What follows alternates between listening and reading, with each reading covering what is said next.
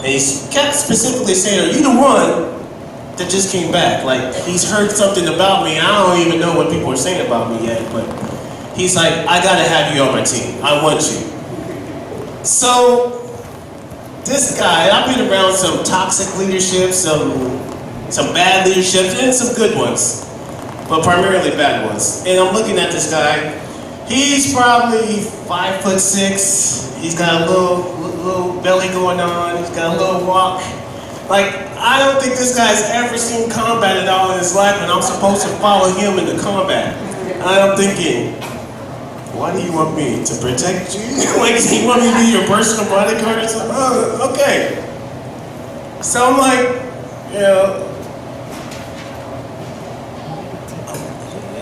Lord help me. You know, I'm trying not to judge this man, but he wants me on his team. For what, I don't know, but later on. So I joined his team. He's like, look, listen, you have all the knowledge that we have. There's only 3 of you here in the unit, and this is a unit of maybe close to 200 soldiers, right? His leadership is a platoon, so he's in charge of a platoon. We had 3 platoons. In each platoon, there's roughly about 30 guys.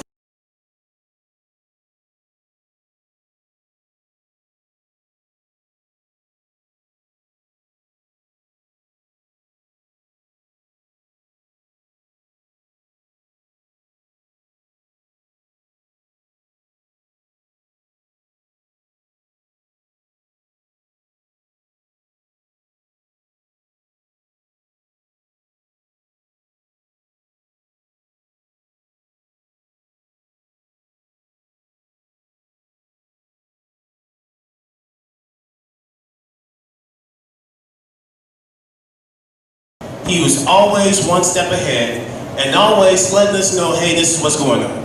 Hey, we had this meeting, this is what happened in the meeting. Hey, this is where we're gonna go, this is our station. Hey, this, and he always kept communicating with us, task after task. So on this, with the training, we're going back over again. This is my second time to Iraq now, right? I just came back 22 months. I was home probably about 3 months, roughly. And then I was stationed again to go back over to Iraq a second time. So granted, I had about 60 days of rest, and then I'm going back over. I didn't even want to go. I wanted to be the guy that sits back and just kind of rides it out and just let everyone else be hoorah and let you be the leader. I'm just going to play soldier and just following along and duck and die because I just want to go. I just want to go back over. I already been over here. I don't want to do this again. I don't want to be here. But yet there's this guy, one of my senior leadership, he's like, you're going to be the man. I'm like, I didn't even want to be the man. Like, I want to be the other guy. I wanted just to be in the shadows, in the darkness, and just kind of chill. That was not my purpose. God had another plan for me. So as we're moving out, and always in every deployment, you had to go through training. So this story is based around this one training that we had. And we were up in Seattle, Washington at a post, McConnell Air Force Base, sort of. It's a big encampment over there, lots of training grounds. One of the towns that we were supposed to take special for is a lascious, lovely training area. And everyone that's anybody has gone through this training ground, and it is brutal at times, right? The training consists of 2 platoons approaching on a town to recover 2 buildings that's been taken over by the enemy, right? So you have a group of 30 or so guys on the left side, 30 or so guys on the right side. My platoon was on the left side. We're supposed to rush this town, get into this building, secure it, and then wait for reinforcements, right? Same thing with the right side. They're supposed to do the same thing. Training environment. So coming into this town, we call it Lushy Town. We're coming in, all 30 of us, we get too close to where we see our objective. We see it right there. Now granted, I'm a new guy in a position that I'm not even supposed to be in the position because I don't have the rank for it. And my sergeant believes in me that I'm supposed to do something to help these guys out. I'm like, okay, what's going on? We're in this town, we see the objective. There's always a trainer beside you, right? That's overwatching the whole scenario. So as you're going through this town, there's a person watching. And then sometimes they're embedded in the platoon. So we had a guy in our platoon, he wasn't there, but he was there. But he wasn't supposed to be there. He's just watching and critiquing how things are going to play out. So we're there, we're about to cross the street. Boom! Our platoon sergeant gets shot. He goes down in the middle of the street. Our platoon leader gets shot, crossing the street. And so it's up to the chain of command falls down on the first squad leader. Now I'm in the first squad, but I'm on the Bravo team, right?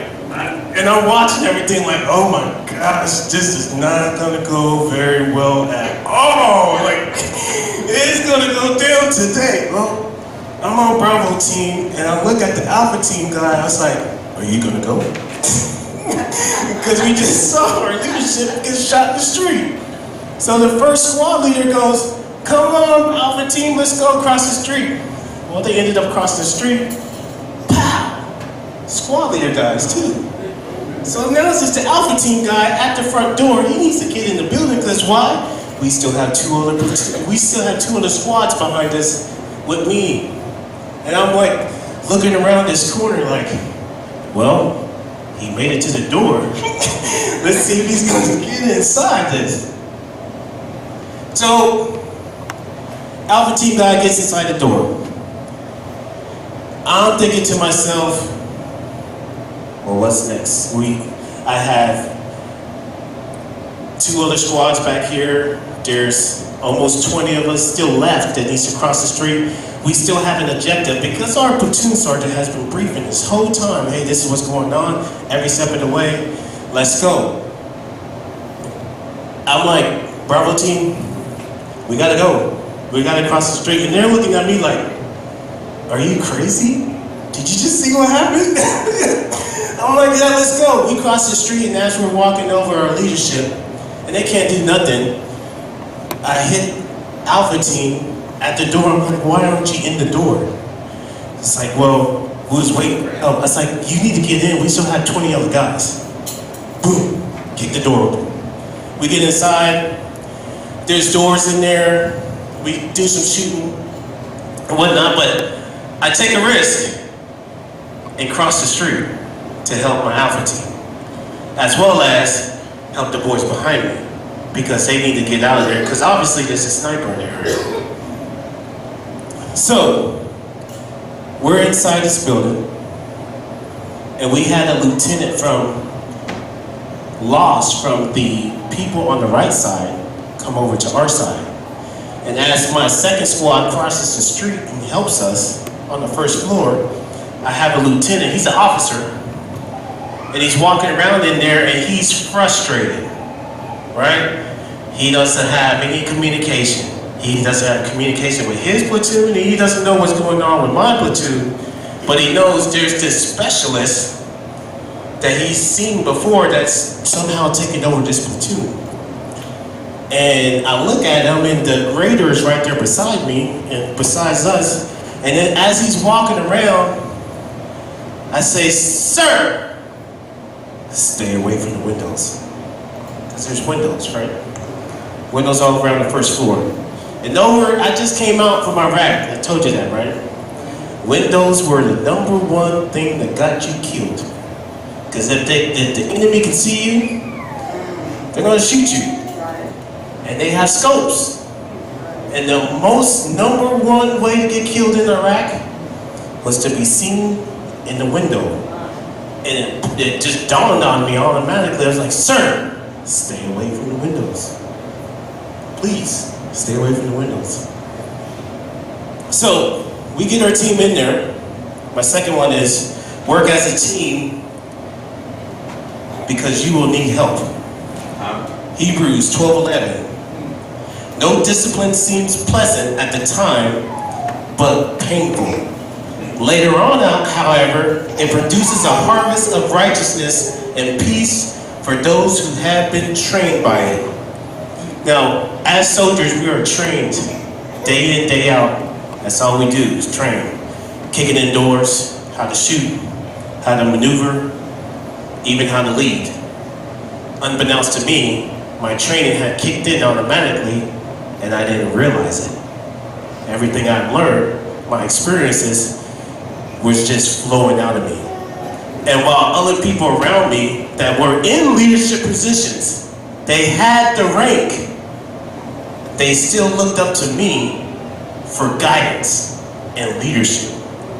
And I wasn't even supposed to be that position, but I am. So, we're moving off the first floor, we're going up the second floor, and there's stairs. Stairs are the number two behind windows that get you killed fast. Why? Because you can't see above you when someone else is pointing down at you. So as you're walking around the stairs, hopefully you can catch them. Number two, dangers. But as I am leading my men, not realizing it, through the first floor, kicking indoors, going up these stairs, they were having a little bit of hope in me that, okay, maybe this guy is something, because I could hear little talks every now and again, because the platoon sergeant led this specialist. He's not even a sergeant yet. Why we gotta listen to him?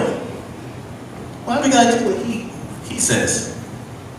But as I'm moving through this building with my soldiers, with my men, they're like, he might know a little bit of something. And he's showing us something that we haven't even done before or seen before. And we're getting graded at the same time. So the power of hope lifts up those who are down. As we get to the second floor, it's getting more dangerous and dangerous in this building. And the lieutenant that I see from the first floor, who even is supposed to be with us, I see him again in the corner of my eyes. And I warned them twice on the first floor, stay away from the windows. Stay away from the windows.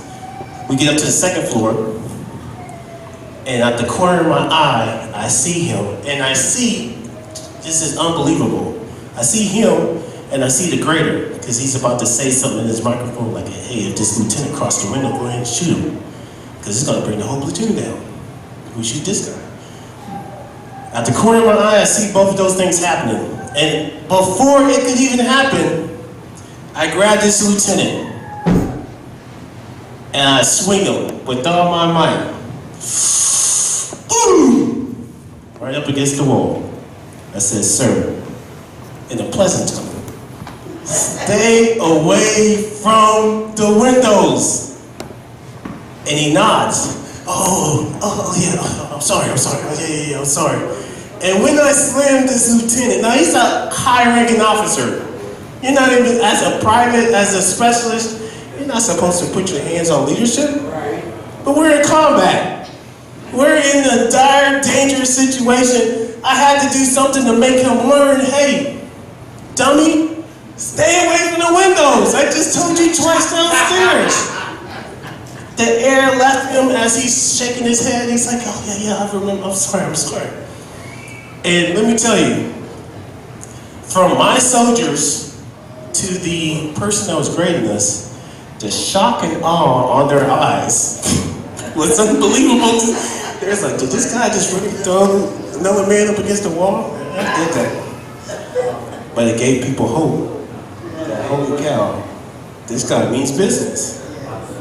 Because I like life. I want to live. And if I'm going with this group of men overseas to combat, I just came out from there. I know what's over there. I want to make sure you have the proper tools to go forward to live. So don't back down from the sharks. Because there's a lot of sharks out there. As we were on the second floor and I just threw this lieutenant up against the window, or right in between the windows, we are faced with 7 doors that we have to breach. And in the breach, normally it takes about 4 to 5 men to breach a door. That's the standard that they want. So if you have this door, we don't know what's behind this room. None of us do. Or on this other side, right?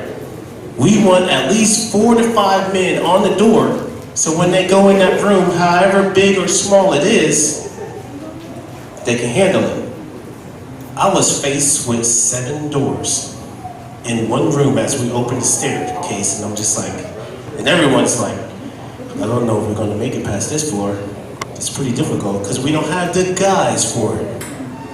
And if you do one door, someone might pop out of another one and start killing your team. So what do?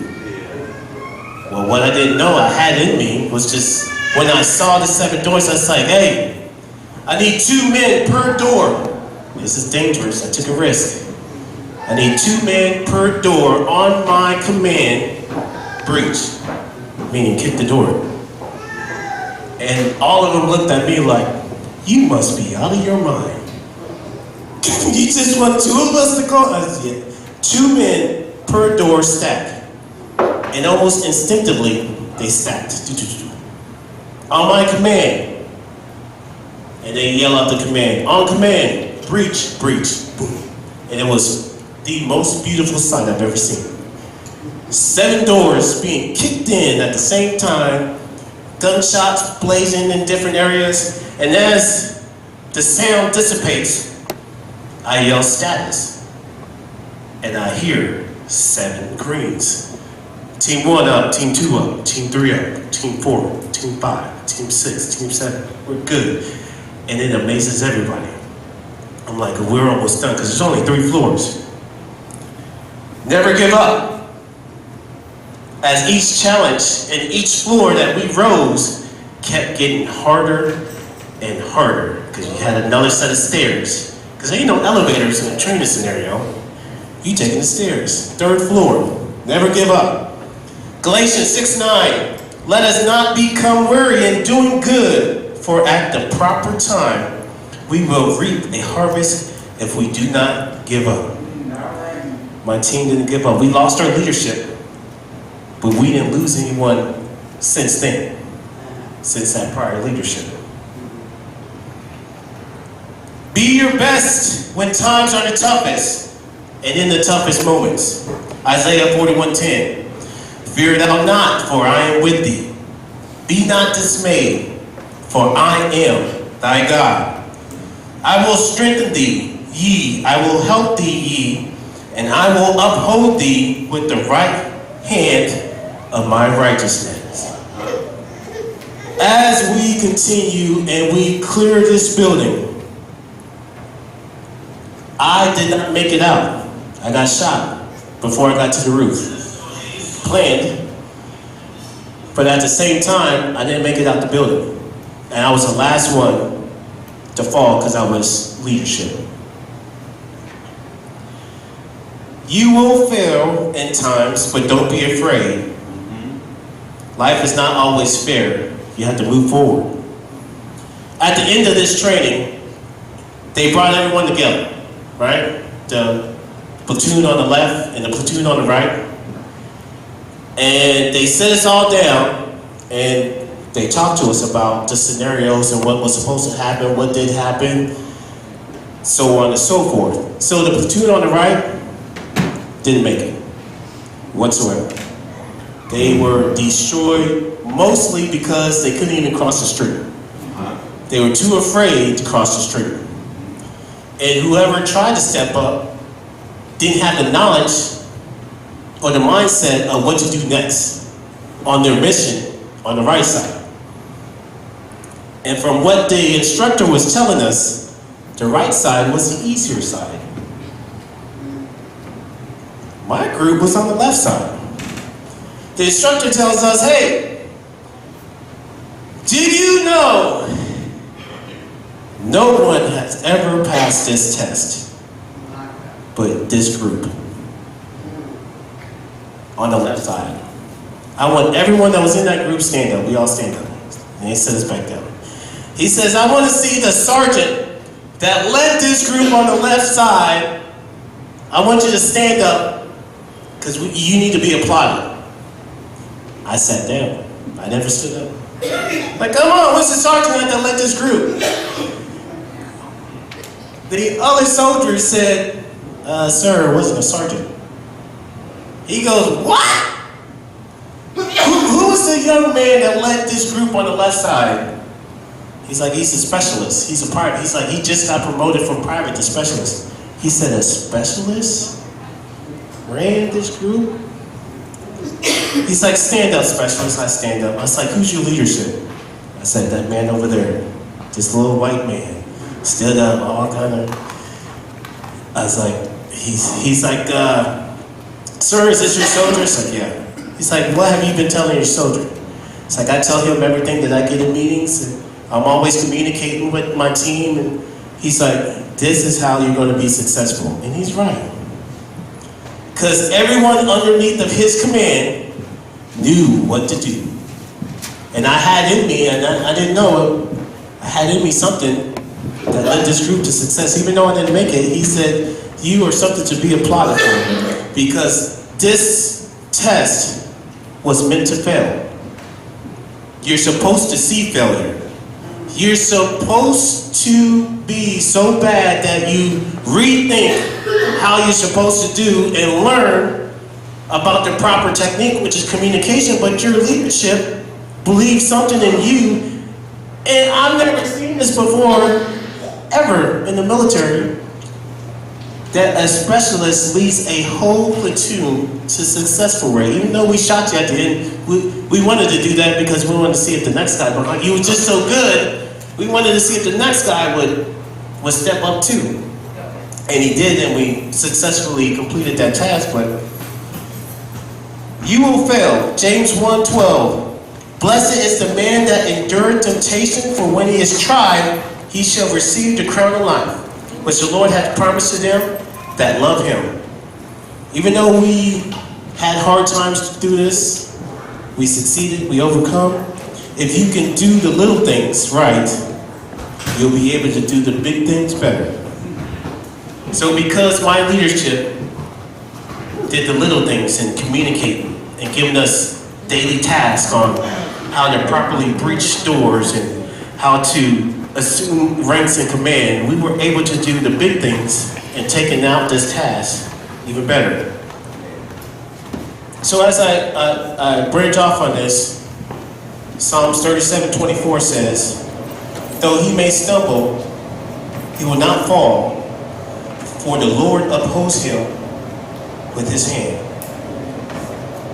This training was one of my most opportune times to see that the Lord is good always. Amen. He led me through a time where I didn't even know I had something in me to be better, to be great.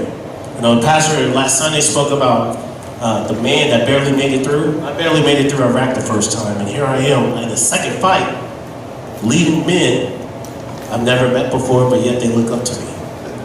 I eventually got promoted and moved on, but God showed me in his own way, in his own light, that I can be better, that I can do better, and it just takes a little bit of time and an opportunity to do it. So I want to thank you for listening. Lord, thank you for this opportunity to speak. We praise you and love you and thank you every day. And I want to pray for everyone here during these hard times with the unknowing of where this COVID is going to take us with pandemic, with approaching school. We want to thank you and bless our teachers like my wife as they move forward into a new school year unknowing. Bless them and lead them and guide them. Show them that you are the true living God and is capable to do all things. We love and praise your holy name every day, and we thank you. Clap your hands and give God praise. God will do that. No, you can do better. Clap your hands and give God praise. Real leaders are ordinary, everyday people that are given extra extraordinary opportunities. Because